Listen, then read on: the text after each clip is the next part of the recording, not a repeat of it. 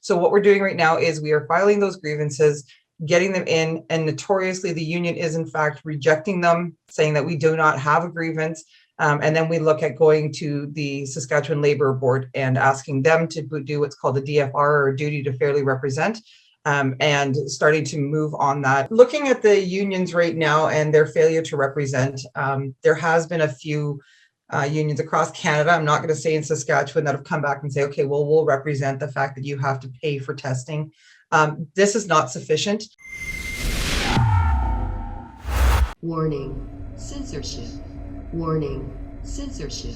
You may recall that a couple of weeks ago, we aired a very brief video of me interviewing Tonie Wells about the process of helping unionized workers in Saskatchewan facing job loss over proof of vaccine policies. Unfortunately, this video went out with a bizarre audio glitch that seemed to affect 25% or so of our viewers, seemingly certain models of iPhones and MacBooks. We apologize for the inconvenience, and we assure you the issue has been resolved for future videos. But I wanted to give Tonie a chance to get her message out to our full audience, not just 75% of them. So instead of fixing the old video, I decided to have her on for a quick interview to explain not just how she can help unionized workers in Sask, but also elsewhere in Canada, as well as small business owners and employees. Tonie also has since lost her job within the Department of Justice over the vaccine mandate, so she truly knows where others in this boat are coming from. She also has become the Action for Canada chapter leader for Saskatchewan. I will give the same disclaimer I gave in the first video. Rebel News is not affiliated with nor funding any action that is discussed in this interview. This is a private, citizens-based initiative. We just wanted to give citizens as many tools as possible so they can fight back in this very turbulent time. So let's try this again, shall we? So basically right now what we're sitting with in Saskatchewan is that the unions are failing to represent any of us. So we paid an incredible amount of money for these unions to do what we need them to do as employees, and what they've decided to do was stand for the government.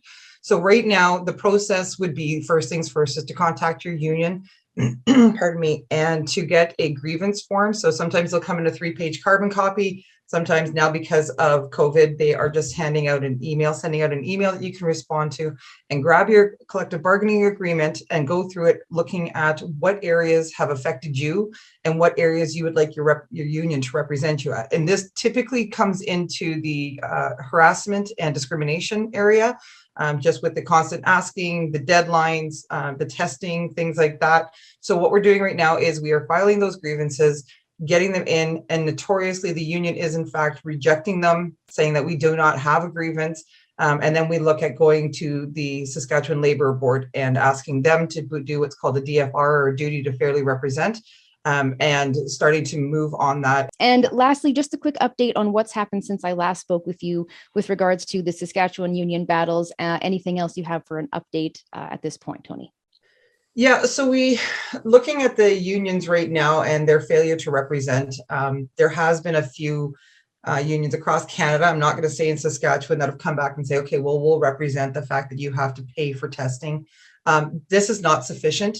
The thing that they're saying is that they're going to grieve that based on that they have a failure to follow legislation, which would be that if it's required for work, you don't pay, right? Work has to pay for it. It's just, it's pushing that gamut, right? So what we saw was the union try and placate us for that, told them that's not acceptable. We're looking at the DFRs through the Labor Relations Board. I know they're going to come back and try and say, especially in Saskatchewan, that Mo has changed the legislation. Again, I can't stress this enough. You cannot override the Constitution. You cannot override the Bill of Rights, can't override our human rights. There has been no proof at all across Canada, regardless of where you are, that this has been demonstrably justified. Rebel may not be involved in this legal action. However, we are working alongside the Democracy Fund in a legal battle of our own to fight against these vaccine mandates. We have cases rolling in daily and a legal team eager to fight for these regular Canadians being harmed by proof of vaccine policies. To help, please visit fightvaccinepassports.com, where you can make a tax-deductible donation.